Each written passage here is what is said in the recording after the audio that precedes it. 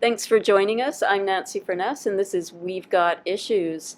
We're recording today at the Coquitlam Library, and I just want to acknowledge that the interview is taking place on the traditional, ancestral, and unceded lands of the Coquitlam First Nation.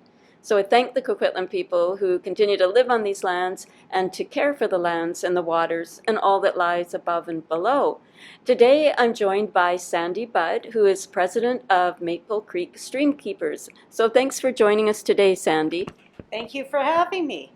So Sandy, the Tri-Cities are built over like so many waterways and streams and creeks, and a lot of them have been covered or partially covered. Can you talk just in general terms why streams and creeks are important to our community and why we need to protect the ones that are still there? We have to protect our streams to protect the biodiversity. It's really important because fish are a keynote species. Without fish, we don't have invertebrates, we don't have our birds, we don't have our trees, we don't have any of those birds that actually pollinate our vegetables, our flowers. Without any of that in our circle of life, we don't sustain ourselves.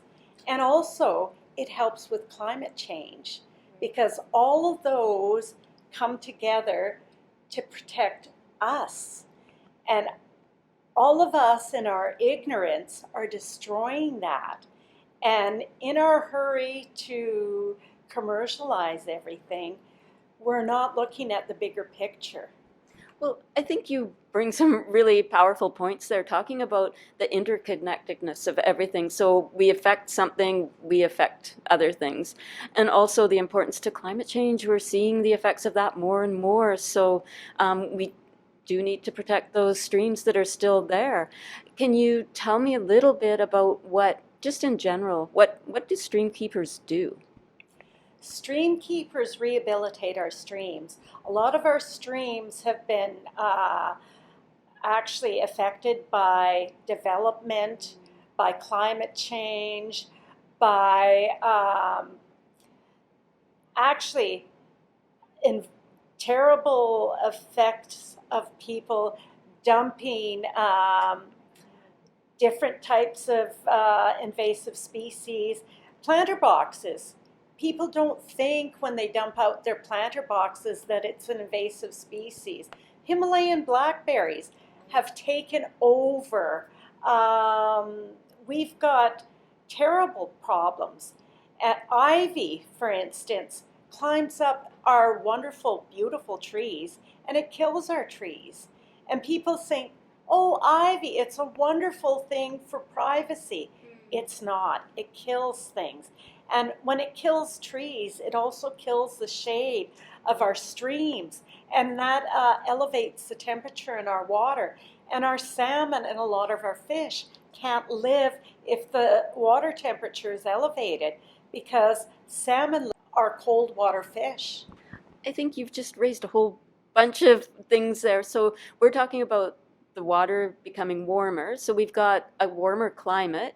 We've also seen a droughtier summers. And now if we're seeing things where the vegetation is cut back or moved back from the edge, then all of these things are sort of exacerbating.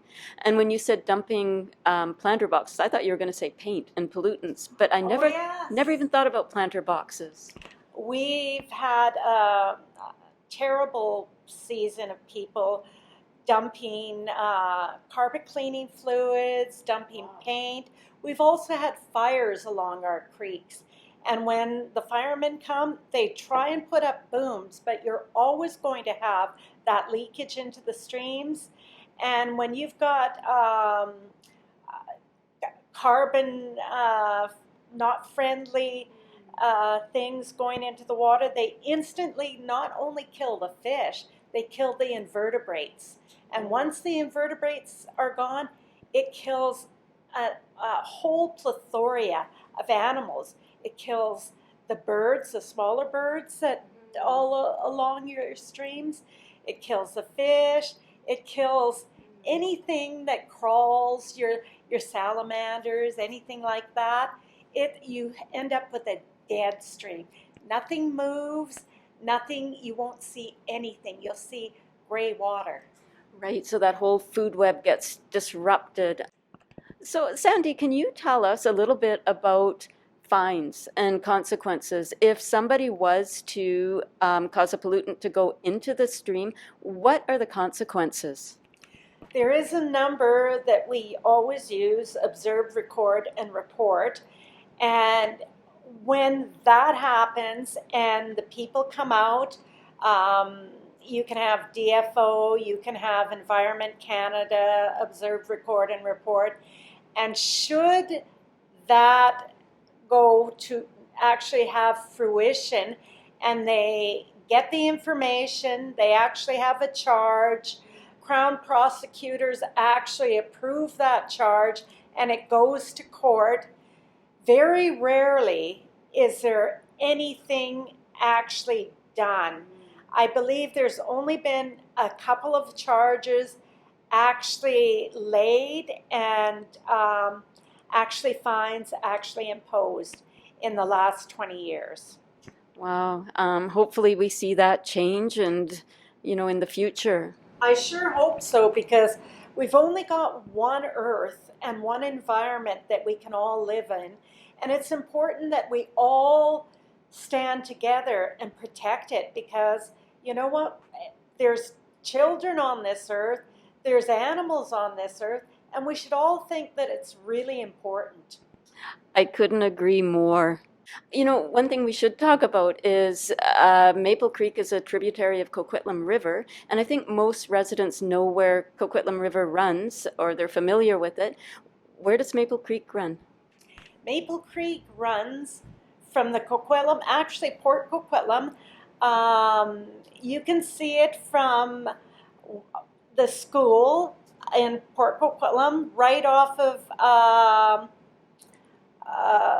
Shaughnessy, Is it Maple Creek School and Maple Middle School you can see it from, but also from the high school off of Pitt River Road. Oh, okay. You can see it from the playing fields there. If you stand in the playing fields, you can look. So and actually, Riverside High School, you can see it from. Okay. And if you run along the playing fields, you can actually see the stream from there.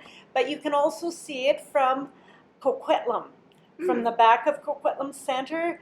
They've got Lake Cole, Maple Middle School. You can see it from there. So it runs actually through yards, through the CPR yards, which is federal land, through people's front yards. It runs, and people don't realize that you are not supposed to touch a stream. You're not supposed to put rocks and impede a stream, because that's it's a federal mandate to provide a fish passage. So you're supposed to allow the fish free flow. Okay, so you've just brought another question up. Who are your partners? Like you've mentioned federal government, but there's also municipal, provincial, there's First Nation, there's residents.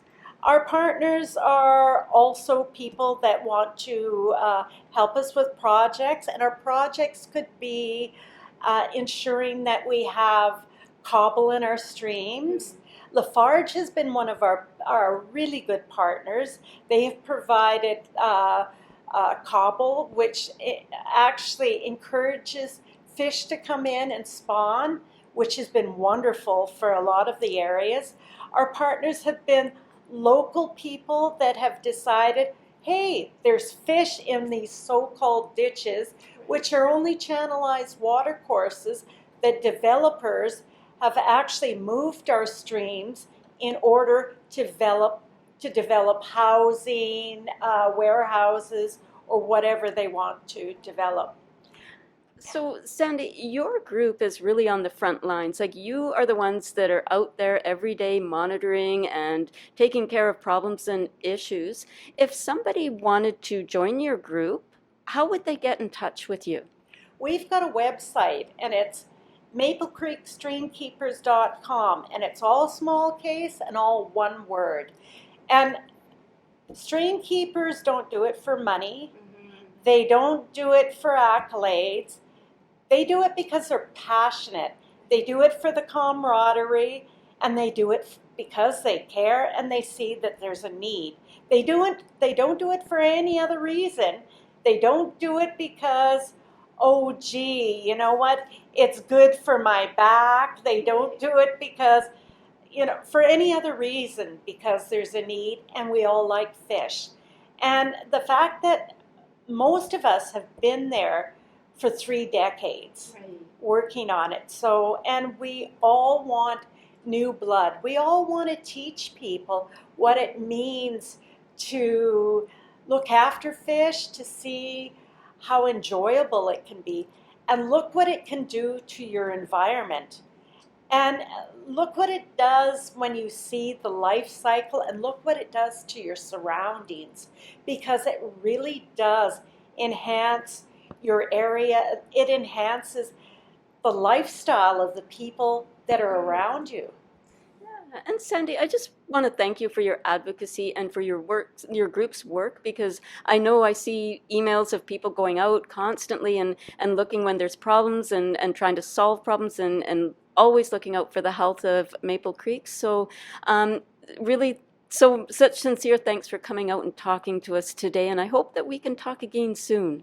Well, we really appreciate any people that actually have interest in what we do in our streams, because it's really important to educate people of all ages to what we're doing and the importance of fish as a keynote species and what it does for your environment and what it does when it's right in your backyard, because people don't really realize that there's fish in that so-called ditch watercourse, as we like to call it. Well, thank you so much, Sandy, and we look forward to talking to you again soon. Thank you so much for joining us. I've been talking to Sandy Budd, who is the president of Maple Creek Stream Keepers.